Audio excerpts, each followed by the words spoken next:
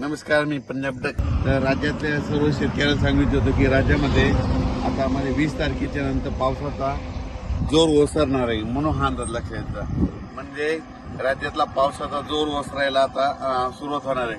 पण राज्यातल्या सर्व शेतकऱ्याला सांगितलं होतं काही काही भागामध्ये इतका पाऊस पडला तिथं वापसा नाही, काही काही भागामध्ये पाऊस कमी पडला आणि काही भागामध्ये म्हणजे इतका जास्त झाला की तिथं आणखीन एक महिना झालं पेरणी सुद्धा करता येत नाही.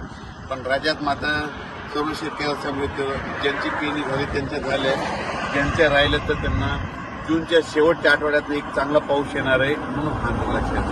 म्हणजे 27 जूनच्या नंतर राज्यामध्ये जूनच्या शेवटच्या आठवड्यात नंतर एक मोठा पाऊस येईल. मग त्याच्यात मात्र राज्यातल्या सर्व शेतकऱ्यांच्या राहिलेल्या सगळ्या पेरण्या होणार आहेत, म्हणून हा अंदाज लक्षात येतं.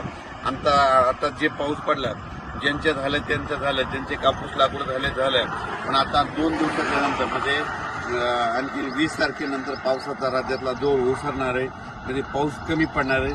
तसा पाऊस थोडा चालूच राहणार आहे. स्थानिक वातावरण तयार होऊन पाऊस राहील.